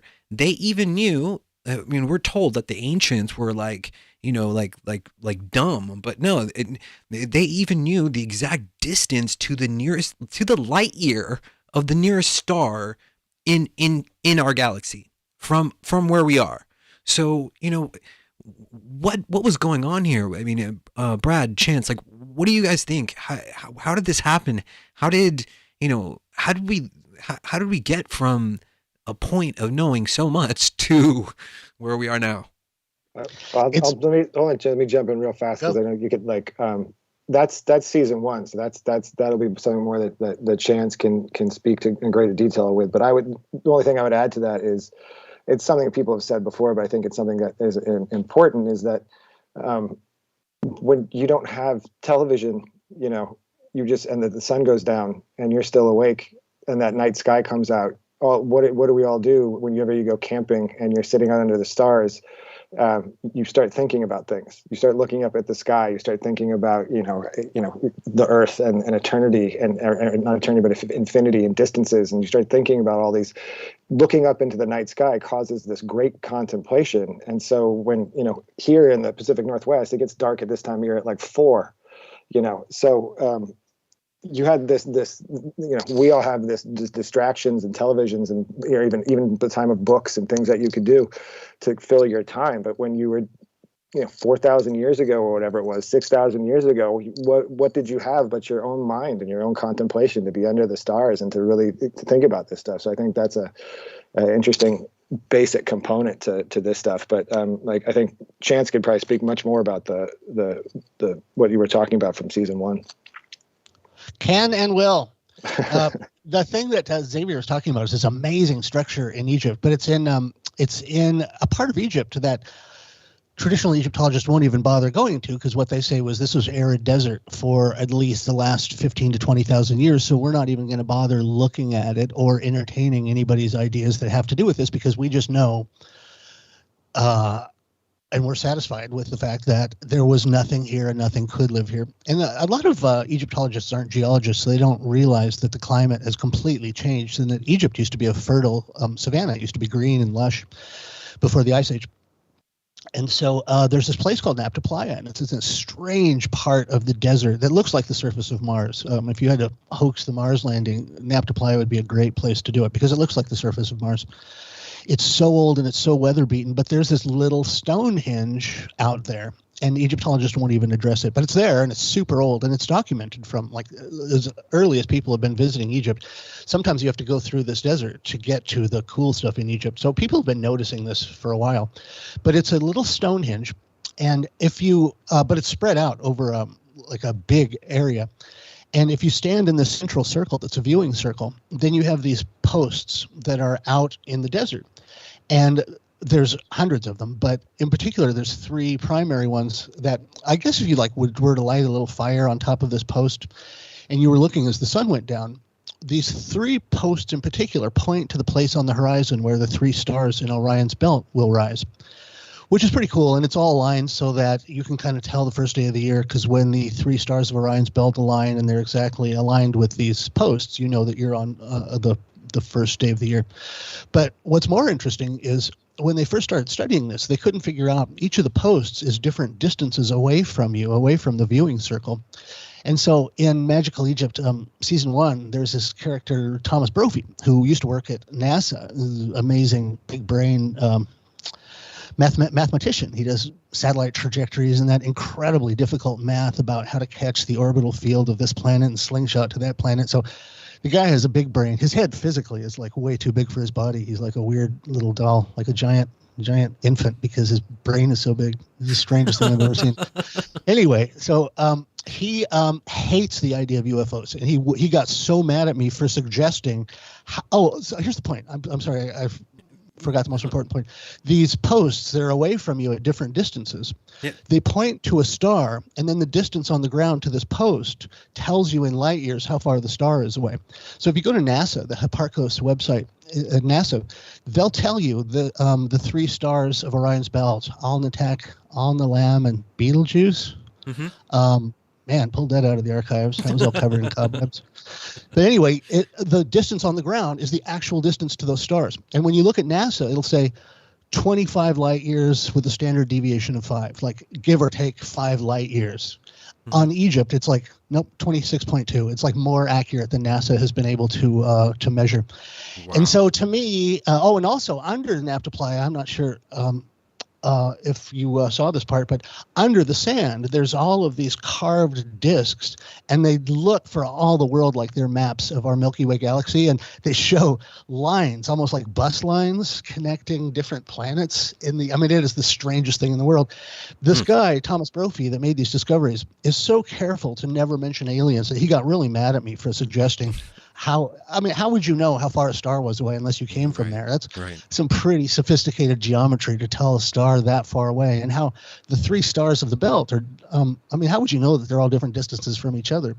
And so I right away went to, this must be some kind of acknowledgement of something. And he got so mad at me, he would never let me mention aliens. Also, in our show, if you acknowledge the fact that there was a previous chapter of civilization before the one we know now, a pre-Ice Age civilization that might well have lasted about 10 or 12,000 years, possibly longer, think about where we've come from when we were in a horse and buggy in 1700s or so. We were in horse and buggy, and now just 200 years later, we've got Harrier jets. We've got, how much technology has advanced in the last 200 years. Imagine what a civilization would come up with if they were around for 12,000 years of uninterrupted scientific progress. And so you don't necessarily need to say aliens help them. The premise of the show that we work from, which is really supported by the evidence, there was this previous chapter of civilization. Graham Hancock, our friend Graham Hancock, calls us a race with amnesia, that there's this whole previous chapter that we've forgotten, or that we're specifically made to forget, where all of this technology was developed. And it was developed along a different path. It wasn't towards external gadgets and metal and pistons, but it was a technology that focused on the mystery of consciousness, which is still largely a mystery to science today. So it was a more advanced science, but it went in a different direction than modern science. So frequently we don't recognize it as a science. But if you had a informational birthright or a legacy or a hand-me-down from a culture that lasted that long, a lot of the stuff that you would know would seem like it came from aliens. And I'm not saying I don't think there is such a thing as aliens, but that show, Ancient Aliens, really did a disservice to the whole subject by saying everything was aliens. We're not smart enough to have done this themselves. And John West and a lot of really intelligent people say this interesting thing, that you're really just kicking the can farther down the road with aliens. And also it keeps it in the material realm, that if, material aliens came here and helped us with these things, one of the things, like Brad keeps saying, there seems to have been access to technology that allowed your brain to tap into things.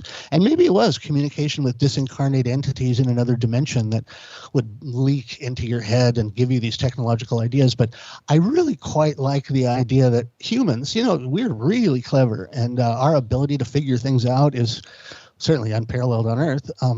But I really like the idea that if you acknowledge this previous chapter of civilization, it explains why Egypt was so advanced. It explains why the same idea and the same reverence and the same religion, with only minor outer trappings, existed all through the world from this previous age, and that through legend and sometimes, through direct survivors of whatever cataclysm brought it to an end. That information informed Egypt and Mesopotamia, Sumeria, and ancient Vedic cultures. And the Vedic cultures are quite explicit about giant building-sized flying cars and the use of atomic weapons. And they don't pull any punches. They're quite explicit about this previous chapter and the amazing things that people were able to do. So I actually knew Edgar Mitchell. I worked with Edgar Mitchell right before he died. And, wow. and I got a chance to chat with him for a while. Edgar Mitchell, sixth man on the moon. Hard ass, man. He was not a humorous man. He was not a man that you joked around with. And if you're an astronaut, you are a hard ass. You've been through that centripetal machine. You've been tortured in all these different ways. And he's an engineer. He's a mathematician. Like, people don't focus on how incredibly educated these guys are, and they're tough as nails. So anyway, he was a no-nonsense guy. You don't mess around with him. You don't joke around with him. But I got to interact with him for a while. And interesting thing about Edgar was born in Roswell, New Mexico. How crazy is that? He was born and raised in Roswell, New Mexico. So when Edgar went up, here's an interesting story, by the way, Xavier. Edgar, when he was coming back through the belts, the Van Allen belt and all the successive magnetic fields, he had a Kundalini experience. Wow. And he was smart enough not to tell anybody about it, but he wrote a book when he came home. So imagine you're an astronaut and you're in that little thing, assuming that wasn't all fake, but if you're an astronaut and you're in this little machine and you're coming back through these and you have this absolute Kundalini experience. And he wrote about it extensively, and he would start crying whenever he talked about it. But he was aware that the individual cells in his body were conscious. And suddenly he was like, it's just like billions of little people that were all there, and they have their own little lives and their emotions and feelings, and they have their own life and they have their own consciousness. And he became aware of them like that was his universe, and he was the god of that universe. And that he had these series of epiphanies that we are literally star stuff. And all of these things, he actually went up and he brought a bunch of psychic test cards, and he was doing all these experiments with his consciousness, different in space, is it different outside of the fields. But anyway, that was an amazing thing that some people might not know, is that Edgar Mitchell had this Kundalini experience and completely changed his life. And when he came home, I guess there's good money in being an astronaut. When he came home, he had all this money, and I wouldn't do it, but he used his considerable wealth forever after that. He started this thing called called IONS, the Institute of Noetic Sciences. Yeah. And I met him because he hired me and the beloved LeVar Burton. I don't know if you remember LeVar Burton from Star Trek. Yeah. So anyway, LeVar was the on-camera host, and he and I were joined at the hip for about a year. Wow. And we had so much fun because it was just, we were working on this thing on the behest of Edgar, who devoted his entire life to trying to understand the Kundalini experience and the mysteries of consciousness that we can't get access to in the West. And so I've never seen anybody with a more responsible use of income. Edgar spent I'm sure it wasn't his whole fortune, but a huge degree of his fortune for the rest of his life trying to understand and study what the hell it was that happened to him up in space. Sort of like everybody who has a Kundalini experience, you tend to spend the rest of your life trying to figure out what the hell happened. Yeah. I mean, it brings to mind Timothy Leary's 8-circuit model of consciousness, which I'm sure you guys know about. And he talks about one of the circuits being just zero gravity as triggering something that would spark something within the human body that, just kind of like clicks this thing into activating. So it gives a lot of credit to what Leary was talking about there. That's phenomenal. Well, that would be the same premise as a float tank too, is that you're supposed to sort of float the body so that you give this impression of your consciousness is that the body has become still, or it's floating, and that triggers this higher state of consciousness. The same thing that's supposed to happen when you lay down at night to go to sleep.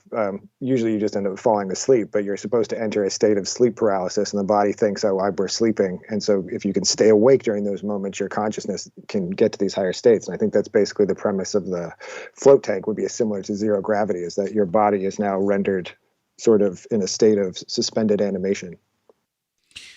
Okay, so I want to get to some audience questions. Let's just bear in mind the time. We've got about 17 minutes or so. So, BB, who says that Magical Egypt changed their life, they ask, why is there such an aversion to give ancient Egypt its credit?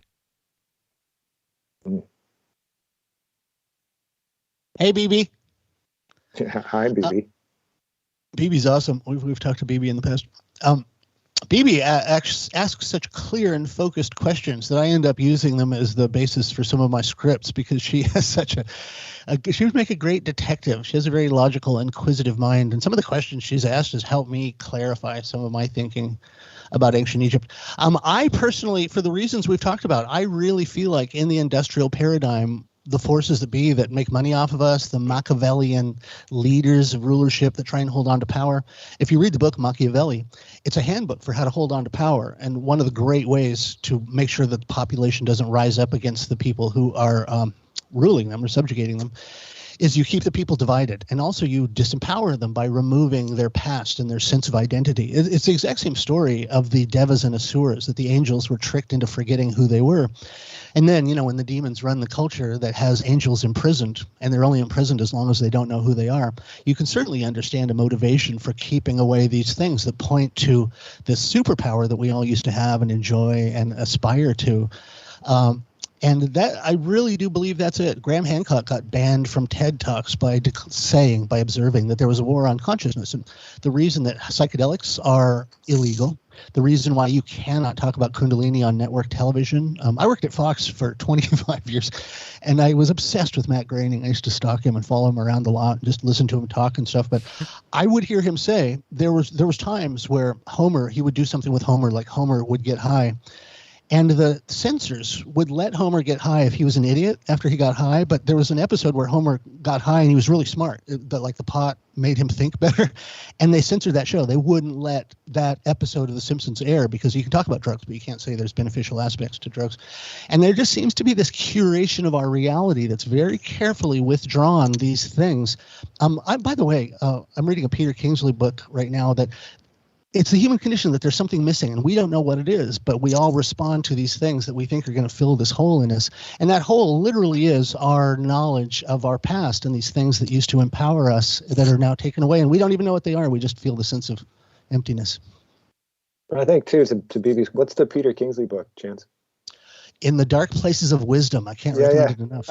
No, I figured that was probably it. I got that one too. That's a good one for sure.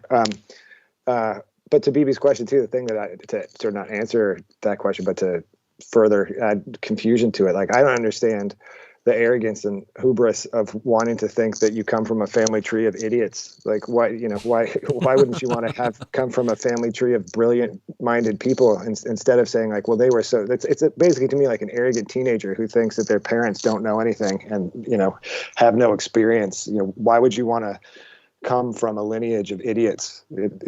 I would much rather come from a lineage and ancestors who were brilliant. I don't want to sit there and be like, yeah, my grandfather was a moron and I'm way smarter than him. It's so strange to me that we want to try and keep our ancestors in this box of stupidity. And again, there's a lot of modern human beings, we're not very bright, so we're not talking about the whole group of people. We're talking about like any society. Like there's the intelligentsia, there's the people that are very intelligent, and then there's the moron masses that most of us fall into, right? So it's not just like the entire ancient Egypt civilization were all these brilliant-minded people, but I think the people that were making the temples and the priestcraft and the architects and the artists, those people were highly intelligent. Okay. All right. So here, this is the last question that I'm going to take.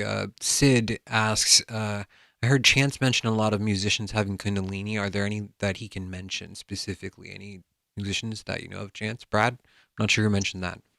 I don't know any. Okay. There are whole albums in the late 60s and early 70s, the whole psychedelic glam rock. There's another word for it. It just really complicated, pretentious rock. There was a whole Genesis album. Gary Osborne turned me on to this.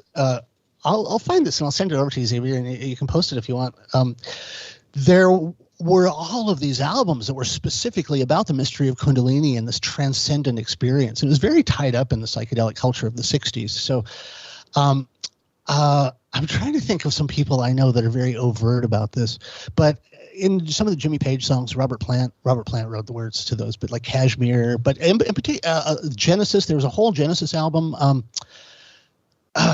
If I'd have known this question was coming, I'd have boned up on this a little bit because it is really quite an extensive list of albums from the 60s that specifically focused on this transcendent experience that was missing from Western culture.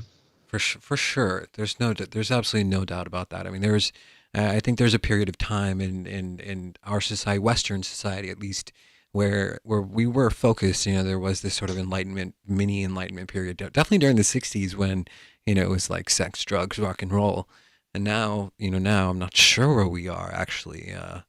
It's a strange time to be alive. I do think, I do think we are sort of in the middle of a spiritual war between light and dark, and I do think that this is a very sacred thing that we're doing here with this show, and I'm honored to have you guys here. Astral, you too, man. Thank you so much for your help, and Brad and Chance, you guys have just been amazing guests. This is just, we've covered so much in this way. I mean, it's been 2 hours. It flew by, and I loved every second. I don't think we dropped, the ball anywhere in this. It's just packed full of information, and I highly recommend the Magical Egypt series. Go get over there. It is life changing, and I highly recommend it. It's funny. There was this episode on Kundalini. It started talking about Kundalini, I think in the second season, and I wasn't sure. I even texted Chance. I was like, dude, I'm not sure what happened, but I think I had a vision because of either the series or talking to you. I'm not sure because they both happened like at the same time, and but I did feel like there was something bioelectrically happening to me as I was moving through the third season as well. Like, just because it's so in depth, and the research. There's so much research, so much information. I mean, I actually had to breathe. Like it was like, I mean, I told Chance this. I was like, dude, I had to stop watching it and then go back over it again the second season, because there was so much to take in that I was just, I couldn't just watch it one time. I had to watch it twice. So, any final thoughts, guys? Astral, do you have anything brewing back there? Well, I was just extremely impressed with all of the visuals, the speakers, everything that I saw about Magic Egypt was extremely impressive. I love the series, everything that I've watched. I appreciate the discussion and for having me on, man. I learned quite a bit tonight. Thank you, guys.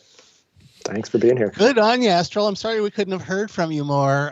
Too bad we can't. Maybe we'll spend the last 5 minutes with a freeform guitar solo. All three of us will pick up our guitars and just unmitigated guitar chaos for the last 5 minutes. We won't even play the same song. That'll be the best part. We'll all play separate songs, different times. Oh, I'm always down for some music. Hey, feel free to jump over to Twitter. I think people would also love to hear from you guys, a discussion. I hold a lot of spaces and stuff, but Astral, are you going to do like a post show? Yeah, we could do that. Sure. No, I mean, if you want to, you're welcome to. Okay. Yeah, okay. sure. Cool. That sounds like it might be your jam. After party. Yeah. The after party. I'm not sure if Brad or Chance, are you guys even on Twitter? No, I'm not. I don't even have an iPhone. I don't even have a phone. Okay. Yeah. I figured Chance was on a flip phone or something like that. Burners, baby. Okay, so I love it, guys. Like I said, I'm honored to have you guys here, and it's been some time that we've done a show like this and just done a live broadcast. So it put me into a perspective of really like kind of honing my craft and coming back, and I've spent a lot of time doing this show. Every single person that you guys mentioned in reference, we've had on this program. So what an amazing list of guests. You've had a really remarkable set of guests. Oh, thanks, man. I mean, I try. I put a lot of work into this show, but I'm really glad. I'm really glad for it. And if there's nothing else, I'm just gonna leave it here. I'm gonna end the show with you guys won't be able to see it, but I'm gonna end the show with a visual from Magical Egypt. I added my own little audio to it, but it'll give you a taste of the series, and I really hope, guys, where can people, Brad, Chance, where can people go to find your work, and support what you guys are doing, because I highly recommend just buying the series and watching it yourself if you want to absorb this information. But where can people go? You can magicalegypt.com. The show is available on streaming or available on DVD. The world is a nightmare to ship, so try to stream it. And as Xavier pointed out, we're not asking you to watch the show. We're only asking you to buy the show. That's a joke. But it's www.magicalegypt.com. And here's the thing. It's Black Friday sale until Christmas. So the whole series and every title that we have there is 50% off. So if you've been waiting to get your wisdom at a discount, now is a good time to do it. Very cool. Astral, is there something you want to promote? Your website, anything like that? Twitter, whatever? Yeah, theastral.com, or you can find me on Twitter at theastral. All right, guys. I think that's a wrap. I mean, what a phenomenal, absolutely amazing show. I loved it. We are going to bounce out of here, and like I said, I'm going to leave you guys with a very, very cool scene from the Magical Egypt series, and hope you guys like this. All right. Have a great night. We'll see you guys next week. Good night. See ya.